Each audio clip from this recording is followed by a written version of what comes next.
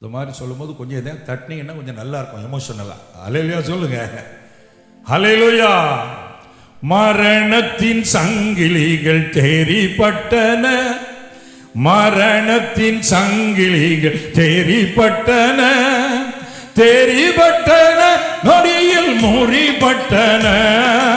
யூத ராஜசிங்கம் உயிர்த்தெழுந்தார், யூத ராஜசிங்கம் உயிர்த்தெழுந்தார், உயிர்த்தெழுந்தார் நரகை ஜெயித்தெழுந்தார். யூத ராஜசிங்கம் உயிர்த்தெழுந்தார், எழுந்தார் என்ற தோனி எங்கும் கேட்குதே, எழுந்தார் என்ற தோனி எங்கும் கேட்குதே, எங்கும் கேட்குதே பயத்தை என்றும் நீக்குதே. யூத ராஜசிங்கம் உயிர்த்தெழுந்தார், யூத ராஜசிங்கம் உயிர்த்தெழுந்தார். அல்லேலூயா. நல்ல சத்தமா சொல்லுங்க அல்லேலூயா. உலகத்திலேயே 4200க்கும் மேற்பட்ட மதங்கள் இருப்பதாக சொல்லப்படுகிறது உலகத்தில். அதுல மனிதனாய் தெய்வம் அவதரித்து மரணத்தை ஏற்றுக்கொண்டு உயிரோடு எழுந்தார் என்ற செய்தி கிறிஸ்டியானிட்டில மாத்திரம்தான் இருக்குது. சொல்லும் போதே கையை தட்டிச்சு ஒரு விசில் அடிச்சிருக்கலாம். ஒரு அல்லேலூயா சொல்லுங்க. எனக்கு அன்பானவர்களே, கிறிஸ்டியானிட்டியில தான் இந்த உயிர்த்தெழுந்த செய்தி இருக்குது. அதனால தான் உலக மார்க்கத்து மக்கள் அந்த சிலுவையின் சத்தியத்தை ஏற்க மறுக்கிறார்கள். ஏனென்றால் உயிர்த்தெழுந்தார் என்றால் எந்த மார்க்கத்திலும் செய்தி இல்லையே, அப்ப இவங்க மார்க்கம் தானே மெயின்னு தெரிஞ்சிடும். அதனால இயேசு மரிக்கல, உயிர்த்தெழுந்தார் அப்படிங்கிற உயிர்த்தெழலாம் செய்தியை பரப்புறாங்க. யார் என்ன சொன்னாலும் இயேசு நமக்காய் மரித்தார், உயிரோடு எழுந்தார். எப்படி நம்புறது? உயிர்த்தெழுந்தால் நமக்கு என்ன நன்மை? நாளை காலையில அந்த செய்தி. ஒரு அல்லேலூயா சொல்லுங்க. இப்ப நான் செய்தியை நிறைவு செய்ய போகிறேன். அப்ப மரணத்துக்கு அதிகாரியான பிசாசானவனை தமது மரணத்தினால் அழித்து அவன் பள்ள உடைச்சு அந்த அத்தாரிட்டியை பிடுங்கி இப்பொழுது மரணத்திற்கும் பாதாளத்துக்கும் திறவுகோலை ஏசப்பா கையில வச்சிருக்கிறாரு. ஹல்லேலூயா. அதனாலதான் வானோர் பூதலத்தோர் பூமியின் கீழானோர் எல்லாருடைய முழங்காலும் இயேசுவுக்கு முன்பதாய் முழங்குகிறது. அந்த அதிகாரத்தை மரணத்தை ஜெயித்ததின் மூலமாய் இயேசு ஏற்றுக்கொண்டார், எடுத்துக்கொண்டார். எனக்கு அன்பானவர்களே, பிசாசை குறித்து பயப்படாதீங்க. பிசாசு என்னெல்லாம் செய்கிறான் அந்த அதிகாரத்தில் எபிரேயர் 2:15 சொல்லுகிறது பாருங்க. ஜீவ காலமெல்லாம் மரண பயத்தினாலே அடிமைத்தனத்திற்குள்ள அவர்கள் யாவரை விடுதலை பண்ணும்படிக்கு அப்படியானார். சாத்தான் செய்கிற தந்திரம் பயத்தை உண்டாக்குகிறது. த்ரெட்டன் பண்ற காரியம் சாத்தானுடைய தந்திரம். என்னையும் சில ஆண்டுகளுக்கு முன்பு ஒரு கும்பல் த்ரெட்டன் பண்ணியது. பயங்கரமா என்ன மிரட்டினாங்க. ஒரு 6 மாசம் கண்டினியூஸா என்ன மிரட்டினாங்க. நீ என்ன நாள் மிரட்டு, ஏசப்பா என் கூட இருக்கிறாரு அப்படின்னு தைரியமா நிற்க கர்த்தர் கிருபை கொடுத்தாரு. 6 மாசம் பல வழியில த்ரெட்டன் பண்ணா, அப்புறம் இடமே காணல, எங்கேயோ ஓடி போயிட்டான். கைத்தட்டி அல்லேலூயா சொல்லுங்க. எப்பவுமே எனக்கு யாராவது மிரட்டினோம்னா கர்த்தர் இருக்கிறாரு. ஆனா நியாயமா இருப்பேனா, நம்ம நேர்மையா இருக்கணும், வம்புக்கு போக கூடாது. ஆனா அநியாயமா வந்தானா எவ்வளவு பெரிய ஆளா இருந்தாலும் அதோட பெரிய ஆண்டவர் என் கூட இருக்கிறாரு. ஹல்லேலூயா சொல்லுங்களேன். அவை பயப்படாதீங்க. சிலருங்க இருக்கிறவங்க சில காரியத்தை குறித்து பயத்தோடு இருக்கிறீங்க. ஏதாவது நடந்துருமோ, ஏதாவது மோசம் ஆயிருமோன்னு கர்த்தர் சொல்றாரு. பயப்படாத, நான் மரணத்தையே ஜெயித்த ஆண்டவர், மரணத்துக்கு அதிகாரிக பிசாசுடைய வல்லன் முறித்த ஆண்டவர், உனக்கும் ஜெயம் தருவேன்னு கர்த்தர் சொல்றார். பயப்படாதீங்க. இந்த சாத்தானுடைய ஆவிதான் சிலரை பயமுறுத்துகிறது, சிலருக்கு தற்கொலை எண்ணங்களை கொண்டு வருகிறது. சிலர்லாம் பிரச்சனை தாங்க முடியாம தற்கொலை பண்ணிடலாமான்லாம் யோசிக்கிற சிந்தனைகள் வருகிறது. இந்த செய்தி ஆயத்தம் பண்ணும் போதே ஆவியானவர் வெளிப்படுத்தினார். அப்படி 1-2 பேர் வருவாங்க, நான் அவர்களை தொட்டு விடுதலையாக்க போகிறேன் என்று கர்த்தர் பேசினார். அல்லேலூயா சொல்லுங்க. தற்கொலை எண்ணங்கள் அப்போஸ்தலர் 16:27-34 வரை வாசித்தால் சிறைச்சாலைக்காரன் பட்டயத்தை எடுத்து தன்னையே கொலை செய்து கொள்ள போகிறான்.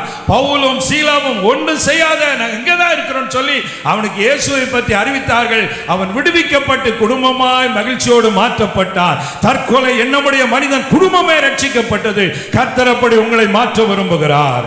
அடுத்து இந்த சாத்தானுடைய அந்த அதிகாரத்தின் ஆவி கொலை வரியை உண்டு பண்ண பார்க்கும். கொலை செய்யலாமா, அழித்து விடலாம் அப்படின்னு சொல்லி மார்க் 9ஆம் அதிகாரம் 17 முதல் 21 வசனங்களை வாசித்து பார்த்தால் அங்கே ஒரு வாலிபனை இந்த ஆவி தண்ணீல தீயில கொண்டு தள்ளிவிட்டு கொல்ல பார்க்கிறது. ஆனால் கர்த்தர் அந்த வாலிபனை அற்புதமாய் விடுதலை ஆக்கினார். இந்த கொலைவரியின் ஆவின் கிரியைகளை கர்த்தர் அழித்து போட்டு நமக்கு ஜெயத்தை கொடுப்பதற்கு தான் மரணத்தை ஏற்றுக்கொண்டார். இந்த சாத்தானுடைய ஆவிகள் நஷ்டத்தை உண்டு பண்ண பார்க்கிறது, வியாதி உண்டு பண்ண பார்க்கிறது. யோபு 1-2 அதிகாரங்களை வாசிக்கலாம்.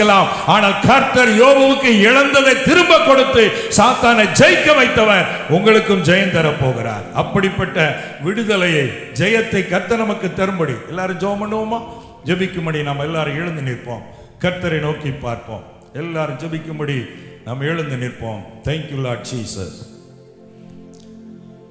எழுந்தார் இறைவன், ஜெயமே ஜெயம் எனவே எழுந்தார் இறைவன்,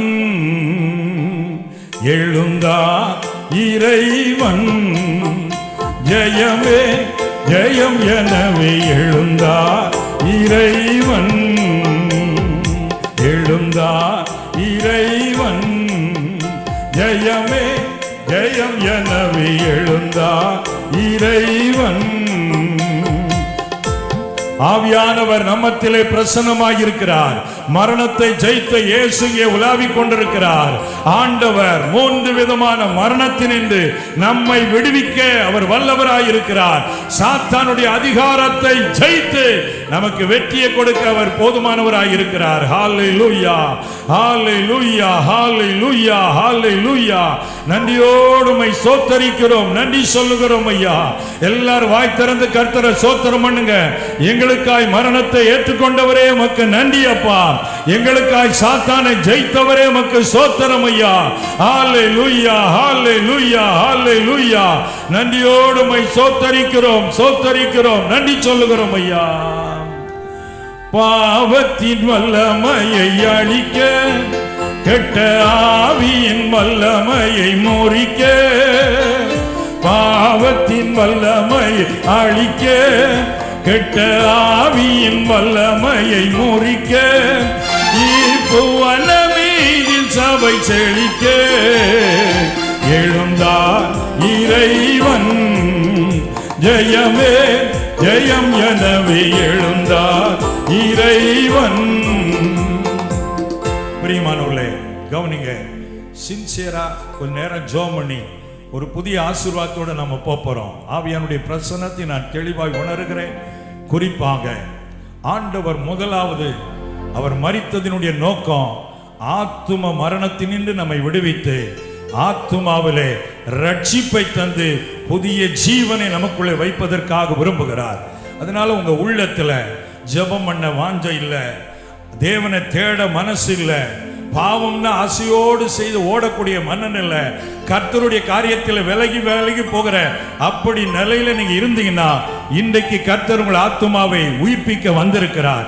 அவ எல்லாரும் ஆண்டவரை நோக்கி பார்த்து, எனக்காய் மரணத்தை ஏற்றுக்கொண்டவரே, என் ஆத்துமாவிலே ஜீவனை தாரும் ஐயா, எனக்குள்ளே நீர் வாரும் ஆண்டவரே, உம்முடைய மரணத்தின் மூலம் என்னுடைய ஆத்தும மரணத்தினின்று ஒரு விடுதலையை தாரும் ஆண்டவரே. எல்லாரும் கேளுங்க, ஆண்டவரிடத்தில் கேளுங்க. ஆண்டவரே, என்னால வாய் திறந்து ஸ்தோத்திரம் பண்ண கூட மனசு இல்லாம இருக்கிறப்பா. ஆண்டவரே, ஆவிக்குரிய காரியம் என்ன வாஞ்சியே இல்லாம இருக்கிறேனே, என் ஆத்துமாவை உயிர்ப்பியும் ஆண்டவரே. எல்லாரும் ஒப்பு கொடுத்து ஜெபம் பண்ணுங்க. கர்த்தருடைய ஆவியானவர் ஆத்துமாவிலே ஜீவனை அனுப்புகிறார். ஆத்துமாவிலே ஜீவன் உண்டாகும் பொழுது உங்களை அறியாமலே துதிக்க ஆரம்பிப்பீங்க, உங்களை அறியாமலே ஜெபிக்க ஆரம்பிப்பீங்க, உங்கள் பாவங்களுக்காய் மனசாபப்படுவீர்கள். கர்த்தருடைய ரத்தம் உங்களை கழுவ உலாவிக் கொண்டிருக்கிறது. ஆண்டவருடைய ரத்தம் உங்களை கழுவ ஆயத்தமாய் இருக்கிறது. எல்லாரும் கல்வாரியை நோக்கி பார்த்து ஜெபம் பண்ணுங்க. ஆவியானவரே, ஆத்துமாவிலே ரட்சிப்பை தருகிறவரே, அக்கிரமங்களில் பாவங்களில் மரித்தவர்களாய் இருந்த எங்களை உயிர்ப்பிக்கும்படி உயிரையே கொடுத்தவரே, இந்த செய்தியை கேட்டு என்னோடு ஜெபித்துக் கொண்டிருக்கிற ஒவ்வொருடைய ஆத்துமாவில் ரட்சிப்பு வரட்டும் ஆண்டவரே. ஒவ்வொரு ஆத்துமாவுடைய பாவங்கள் மன்னிக்கப்படட்டும் ஐயா. நீர் உமது ஆத்துமாவை சிலுவையில் ஊற்றி ஜெபித்தீரே ஆண்டவரே, மரணத்தை ஏற்றுக்கொண்டீரே, அந்த இரத்தத்தின் வல்லமை இறங்குவதாக. நன்றி ராஜா, இயேசு ராஜா, இறங்குமையா. நான் பாவம் செய்தேன், உம்மை நோகச் செய்தேன். நான் பாவம் செய்தேன், உம்மை நோகச் செய்தேன். உம்மை தேடாமல் வாழ்ந்து வந்தேன், உம்மை தேடாமல் வாழ்ந்து வந்தேன். என்னை மன்னியும் தெய்வமே, இந்த ஒரு விசை மன்னியுமே. இயேசுவே என் தெய்வமே, என்மேல் மனமிரங்கும். இயேசுவே என் தெய்வமே, என்மேல் மனமிரங்கும். கவனிங்க பிரியமானவர்களே, ஆண்டவருக்கு இதுவரை உங்களை ஒப்புக்கொடாமல் இருப்பவர்கள், இந்த ரட்சிப்பின் அனுபவமே எனக்கு இல்லையா, நான் ஆண்டவரை ஏற்றுக்கொண்டு இன்னைக்கு நான் ரட்சிப்பை பெற்றுக்கொள்ள விரும்புகிறேன் அப்படியே விரும்புகிறவங்க உங்கள் வலது கரத்தை உங்கள் இருதயத்து மேலே வச்சு, இயேசுவே என் பாவங்களை மன்னியும், எனக்குள்ளே வாரும், என்னும் இரத்தத்தினால் கழுவும், என் பாவத்தை மன்னித்து என் பெயரை அந்த ஜீவ புஸ்தகத்தில் எழுதி கொள்ளும் ஆண்டவரே அப்படின்னு ஒரு சின்ன ஜெபத்தை, அர்ப்பணிப்பின் ஜெபத்தை உள்ளத்தின் ஆழத்திலிருந்து நீங்கள் செய்கிற பொழுது ஆண்டவருடைய கல்வாரி இரத்தம் உங்களை கழுவும். அவருடைய மரணத்தின் மூலம் சம்பாதிக்கப்பட்ட அந்த விலையேறப்பட்ட ரட்சிப்பை கர்த்தர் உங்களுக்கு கிருபையாய் கொடுக்க விரும்புகிறார். ஆண்டவர் இங்கே உலாவிக் கொண்டிருக்கிறார். பக்கத்தில் உள்ள ஆட்களை பார்த்து நீங்க வெட்கப்பட வேண்டாம். பரலோகம் உங்களை பார்த்து கொண்டிருக்கிறது. கர்த்தர் உங்களை பார்த்து கொண்டிருக்கிறார். வாலிபனே உன்னை ஆண்டவருக்கு ஒப்புக்கொடு, வாலிப மகளே உன்னை ஆண்டவருக்கு அர்ப்பணி. அருமையான ஐயா அம்மா, ஆண்டவருக்கு உங்களை ஒப்புக்கொடுங்கள். இயேசுவே என் உள்ளத்தில் வாரும், என்னை ரட்சித்தருளும், என் ஆத்துமாவை உயிர்ப்பித்தருளும் ஆண்டவரே. ஜெபம் பண்ணுகிற இந்த நேரத்திலேயே கர்த்தருடைய இரத்தத்தின் வல்லமை உங்களை கழுவி சுத்திகரிக்க ஆயத்தமாக இருக்கிறது. ஹல்லேலூயா, ஹல்லேலூயா. நீங்க எங்க இருந்தாலும் பரவாயில்ல, இயேசுவின் இரத்தம் தூர இடத்திலும் கடந்து வருகிறது. ஆண்டவருடைய வல்லமை உங்களை தொடுகிறதை பார்க்கிறேன். ஹல்லேலூயா. உங்க மனசுல நிம்மதியே இல்லாத ஒரு நிலை, மன கடினத்தோடு வாழ்ந்தீங்க, இன்றைக்கு கர்த்தர் உங்களை தொடுகிறார். ஆண்டவர் உங்கள் பாவங்களை மன்னிக்கிறார், உங்களை தம்முடைய பிள்ளைகளாய் மாற்றுகிறார். இயேசுவே என்னுடைய ரட்சிப்பியா, என்னை உயிர்ப்பித்தருளும் ஆண்டவரே, உயிர்ப்பித்தருளும் ஆண்டவரே. நன்றி அப்பா. எந்தன் உள்ளம் தங்கும் இயேசு நாயகா, உந்தன் வீடாய் கொள்ளும் இயேசு நாயகா. அர்ப்பணிப்போடு பாடுவோம். உள்ளம் தங்கும் இயேசு நாயகா, உந்தன் வீடாய் கொள்ளும் இயேசு நாயகா. இயேசு நாயகா. அவர் பேரை சொல்லி கூப்பிடுங்க. இயேசு நாயகா, உந்தன் வீடாய் கொள்ளும் இயேசு நாயகா. என்னை உமக்கு தந்தே இயேசு நாயகா, இனி நான் அல்ல நீரே இயேசு நாயகா. இயேசு நாயகா, இயேசு நாயகா, இனி நான் அல்ல நீரே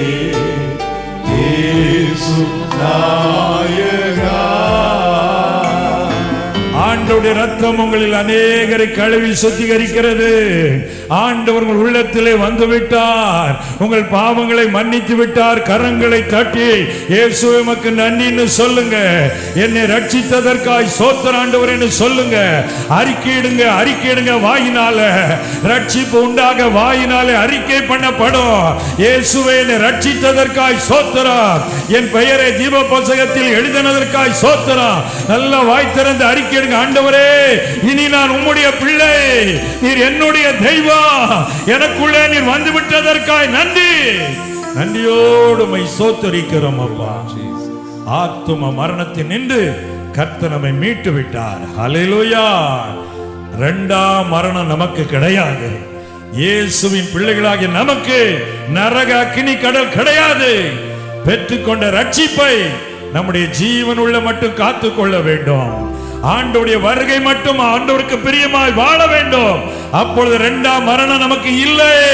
நாம் பரலோகத்திலே வாழ போகிறோம். கரம் தட்டி கர்த்தரை ஸ்தோத்திரம் பண்ணுங்க. ஆண்டவரே, எங்களுடைய பிள்ளைகளாய் மாற்றி விட்டதற்காய் நன்றி அப்பா. எங்கள் பெயர் ஜீவ புத்தகத்தில் எழுதப்பட்டு விட்டதற்காய் ஸ்தோத்திரம் அப்பா. அப்படியே ரகசிய வருகை நாளிலே எக்காலம் தொனிக்கும் நம்மை சரீர பிரகாரமாக மறுரூபப்படுத்தி அவரோடு எடுத்துக் கொள்வார். அப்போது நாம் சொல்லுவோம், மரணமே உன் கூரங்கே, பாதாளமே உன் ஜெயமங்கே.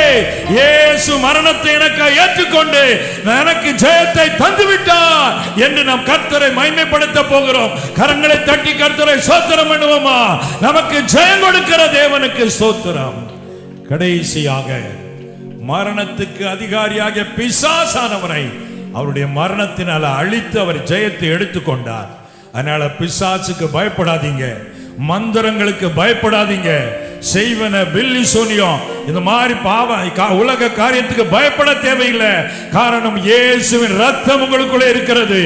இயேசு உங்களுக்குள்ளே இருக்கிறார். எந்த பிசாசு உங்களை மேற்கொள்வது இல்லை. கரங்களை தட்டி கர்த்தரை ஸ்தோத்திரம் பண்ணுங்க. ஹல்லேலூயா. பயத்தின் ஆவிகள் வெளியேறட்டும் இயேசுவின் நாமத்தினாலே. தற்கொலை எண்ணங்கள் வெளியேறட்டும் இயேசுவின் நாமத்தினாலே. கொலைவெறியின் கிரியைகள் அழியட்டும் இயேசுவின் நாமத்தினாலே. பொல்லாத ஆவியே, இந்த பிள்ளைகள் ஒருவரை தொட உனக்கு அதிகாரம் இல்லை. ஒவ்வொரு குடும்பத்தை பாழ்படுத்திக் கொண்டிருக்கிற எல்லா அசுத்த ஆவிகளை இயேசு கிறிஸ்துவின் நாமத்தினாலே துரத்தி ஜெயம் எடுக்கிறோம். ஒவ்வொரு குடும்பத்திலும் விடுதலை வருவதாக, மரண பயங்கள் மாறுவதாக, எல்லாவித தீமைக்கு விலக்கி காத்து கொள்வீராக. பயப்படாதே மகளே, கர்த்தர் உன்னோடு கூட இருக்கிறார். அவர் உனக்கு ஜெயம் கொடுக்கிற தேவனாய் இருக்கிறார். உனக்கு தீங்கு நேரிடுவது இல்லை. ஆபத்துக்கு கர்த்தர் உன்னை தப்புவிக்கிறார். உன் குடும்பத்தை தப்புவிக்கிறார். நீ இயேசுவின் பிள்ளை. நல்ல ஆரவாரத்தோடு கரங்களை தட்டி இயேசுவை மகிமைப்படுத்துங்க. கர்த்தர் ஜெயம் கொடுத்து விட்டார். இவன் உனக்கு பயம் இல்லை. நீ பயப்பட தேவையில்லை. கர்த்தர் ஜெயம் கொடுத்து விட்டார். நன்றியோடு மை சோத்தரிக்கிறோம் ஐயா. பலருடைய வாழ்வில் இந்த அசுத்தாவுடைய போராட்டம் விலகுகிறதை பார்க்கிறேன். கர்த்தர் உங்களுக்கு ஜெயத்தை கொடுக்கிறாரு. ஹல்லேலூயா. விடுதலை இறங்கி கொண்டிருக்கிறது, மகிமை இறங்கி கொண்டிருக்கிறது. கர்த்தருடைய கரமுனை தொடுகிறது. சகோதரனே, ஒரு மனிதன் என்ன ஏதாவது செய்திருவானோன்னு பயப்படுத, கர்த்தர் சொல்றார், பயப்படாதே. உனக்கு விரோதமாய் ஒரு வழியா வருகிறவன் 7 வழியா ஓடி போவான். நான் உனக்கு ஜெயம் கொடுக்கிற தேவன் என்று கர்த்தர் சொல்லுகிறார். ஆண்டவர் கொடுக்கிற பெரிய ஜெயத்துக்காய் நன்றி அப்பா. விடுதலைக்காய் நன்றி அப்பா. நன்றி ராஜா. மகா கிருபையும் மிகுந்த இரக்கம் நிறைந்த சர்வ வல்லமையுள்ள தேவனே, நீர் மரணத்தை ருசி பார்த்ததின் மூலமாய் எங்களுக்கு கிடைக்கிற மகிமையான ஆசீர்வாதங்களை தியானிக்க கிருபை தந்தி நன்றி சொல்லுகிறோம். ஆண்டவரே, வந்த எல்லா பிள்ளைகள் வாழ்விலும் இந்த ஆசீர்வாதங்கள் பலிக்கட்டும் அப்பா.